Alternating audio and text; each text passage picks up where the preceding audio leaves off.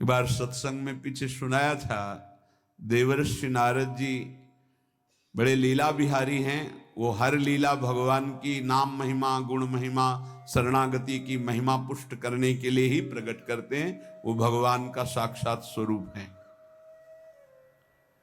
प्रताप रुद्र ऐसा उस राजा का शायद नाम था। वो बड़ा प्रतापी चक्रवर्ती सम्राट पद पर भगवान रघुनाथ जी विराजमान थे। श्री राम जी, बड़े बड़े ब्रह्म ऋषि सब विराजमान, सभा लगी हुई थी। नारद जी बाहर मिल गए उनको और कहा, अंदर प्रभु के दर्शन करने जा रहे हो? नारद जी को प्रणाम किया। जी।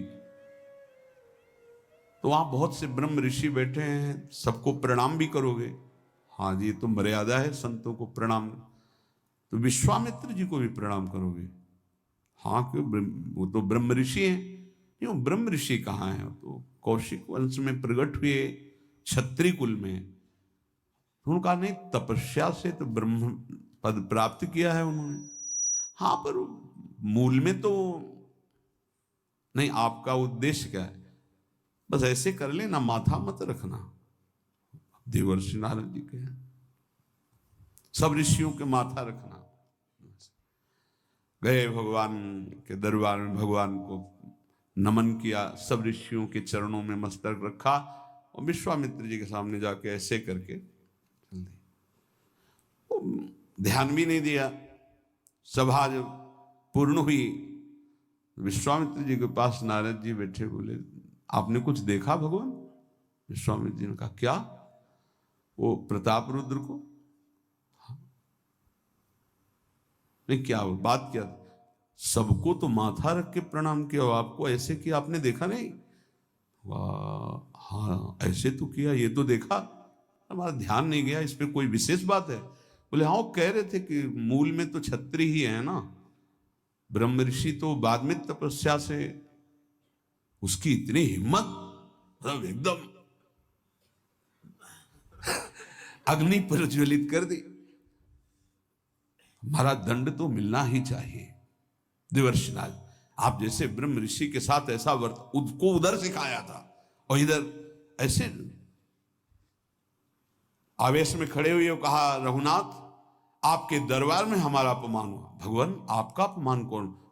प्रताप, वो जब चले गए, आपका आदेश क्या है? शाम तक उसका मस्तक हमारे चरणों में होना चाहिए। तो उनका प्रभु आपके सामने सत्य वचन कहता हूं, अगर सूर्यास्त होते होते मैं उसका मस्तक आपके चरणों में न डाल दूं, मैं रघुवंशी नहीं। आप शांत होइए। नारद जी ने बात पक्की।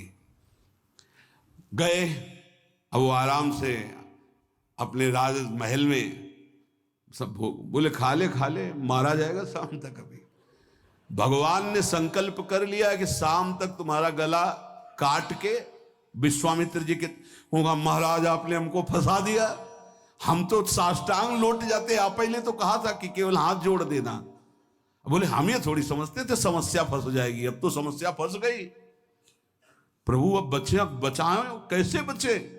रघुनाथ जी ने कहा, मैं रघुवंशी नहीं, यदि उनके सत्य वचन होते हैं, भगवान कभी मिथ्या वचन नहीं बोल, मारे जाओगे। प्रभु बचा लो। एक उपाय है, महाभागवत हनुमान जी बचा सकते हैं। उनका राम जी का विरोध हनुमान जी कैसे कर सकते हैं? बोले, अब जो कह रहे हैं, तो हमारी पहुंच तो है नहीं कि हनुमान जी से हम संभाषण कर सके इस विषय में। बोले, हनुमान जी को अगर कोई आज्ञा कर सकता है राम जी के अलावा, तो माता अंजनी कर सकती है। चलो हम तुम्हें मिलाते हैं। अंजनी माता जी से मिला, साष्टांग दंडवत रोते हुए, मां रक्षा करो, बड़ी करुणा में। कहा कि बताओ क्या तुम्हें समस्या है? बोले, मां, त्रिभुवन में केवल आप ही जो हमारी रक्षा कर सकती हो। बोलो, एक राजा है जो मुझे मारना चाहता है, आप बचा सकती हो मुझे?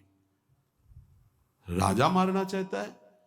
मेरा पुत्र महाबली महाभागवत हनुमान है, मैं आज्ञा करूंगी, कभी मेरी आज्ञा को उल्लंघन नहीं करेगा।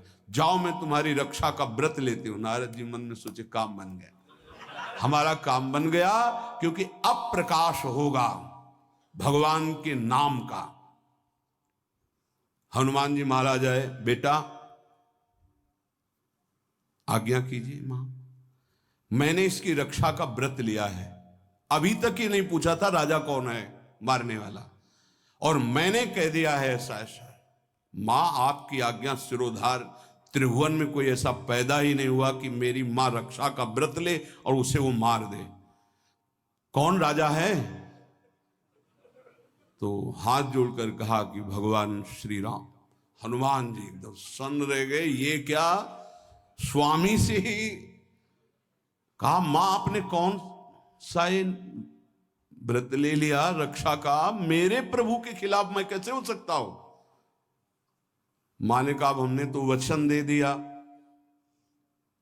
हनुमान जी ने कहा, फिर बुद्धियों जितनी बुद्धियां हैं वो सब सरस्वती जी, सरस्वती भी जिनकी द्वारा प्रेरित हैं वो भगवान, और भगवान जिनकी बुद्धि में बैठे रहते हैं उनसे बड़ा बुद्धिमान कौन हो सकता है? इसीलिए परम ज्ञानी हैं श्री हनुमान जी महाराज। बुद्धि नाम अग्रगण्यम, जितने भी बुद्धिमान जन उनमें सबसे वरिष्ठ हैं, श्रेष्ठ हैं।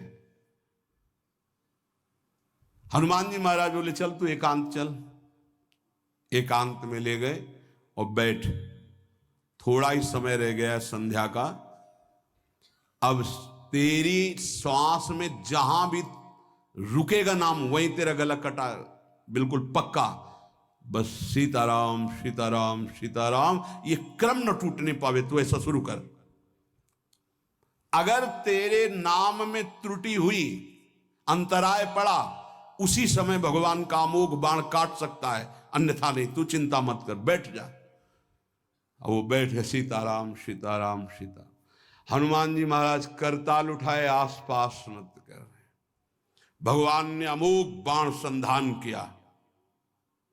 वो बाण आया और हनुमान जी जहां घूम रहे थे ऐसे परिक्रमा की, वापस चला गया। भगवान ने कहा, आज तक ऐसा नहीं हुआ। अमोघ बाण मोघ कैसे हो गया? लक्ष्य को बेधे बिना वापस कैसे आ गया? दूसरा बाण भगवान ने संधान नहीं किया। है क्या? कौन है त्रिभुवन में ऐसा जिसको बाण बिना बेधे वापस चला गया? लक्ष्मण जी से कहा कि जहां प्रताप रुद्र वहां तुरंत जाइए और देखिए बात क्या है, उसके गले को क्यों नहीं अमोघ बाण ने छेदन किया। गए, सर्वज्ञ हैं। वहां जो स्थिति देखी तो हनुमान जी की आंखों में अश्रु चल रहे थे। नाम संकीर्तन घूम घूम के, और वो आंख मूंदे बस सीताराम सीताराम। परम प्रेमी लक्ष्मण जी भी तालियां बजाकर शुरू कर दिया, सीताराम सीताराम। राम जी ने विचार किया कि बाण तो वापस आ गया, लक्ष्मण जी वापस ही नहीं आए, सूचना ही नहीं। और विश्वामित्र जी कह रहे हैं, तो आपने प्रण लिया था कि संध्या होते होते। भगवान ने कहा कि आप धैर्य धारण कीजिए गुरुदेव, मैं स्वयं जाता हूं। जब कहा कि मैं स्वयं जाता हूं तो बोले, मैं भी स्वयं चलूंगा, देखूंगा तुम निर्णय क्या करते हो। पूरी ब्रह्म ऋषियों की समाज साथ में, नारद जी बीड़ा लिए आगे कि प्रभु हम भी देखेंगे, और सब कुछ रचा इनका है, बड़ा विचित्र खेल है इनका। महाराज जी ही गए तो देखा वो सीताराम सीताराम सीताराम। हनुमान जी महाराज सीताराम सीताराम कीर्तन कर, लक्ष्मण जी कीर्तन। भगवान ने कहा, अब समझ में आया, जिसके गले में नाम निरंतर चल रहा है, मेरा अमोघ बाण भी छेदन नहीं कर सकता। जो भगवान यहां कह रहे, मेरा दिव्य सुदर्शन चक्र भी छेदन नहीं कर। भगवान ने कहा, गुरुदेव आपने आज्ञा करी थी कि इसका शीश आना, आपने ये नहीं कहा था कि काट कर आना चाहिए, उसको रखो मस्तक। विश्वामित्र जी प्रसन्न हो गए। नारद जी ने कहा, प्रभु इसमें न प्रताप रुद्र का दोष है न ब्रह्म ऋषि विश्वामित्र जी का। मैं ये दिखाना चाहता था कि आपके अमोघ अस्त्र से भी बढ़कर आपका नाम है। आपके अमोघ अस्त्र को कोई अगर तो नाम आपका है। भगवान ने यहां जो कहा कि मेरा सुदर्शन चक्र भी उस गले को नहीं काट सकता जिससे नाम चलता है। विश्वास कीजिए, भगवान की ऐसी लीलाएं होती हैं जिनको माया ऐसे प्रस्तुत करती है कि आपको अविश्वास हो जाए, पर ऐसा नहीं। उसमें गूढ़ रहस्य होते हैं, भगवान के दिव्य विधान होते हैं। हम मायाकृत बुद्धि वाले उस विधानों को नहीं समझते। नाम जापक एक अमोघ शक्ति वाला हो जाता है। आप अभी 4 दिन नाम जप किए, विपत्ति पापाचरण के कारण कोई प्रेरित होकर आ गई, माया ने कोई नाटक रच दिया, आपकी श्रद्धा खत्म हो गई। अरे युद्ध है, कभी विपक्ष से भी बाण आकर शरीर को घायल करता है तो सूरवीर पीठ दिखा के थोड़ी भागता है। ऐसे ही भजन के मार्ग में उतरा जाता है, चाहे जितनी विपत्तियां आए। अब नाम नहीं छूटेगा तो विपत्तियों का कोई प्रभाव आप पर नहीं पड़ेगा। हरि स्मृति सर्व विपद विमोक्षण।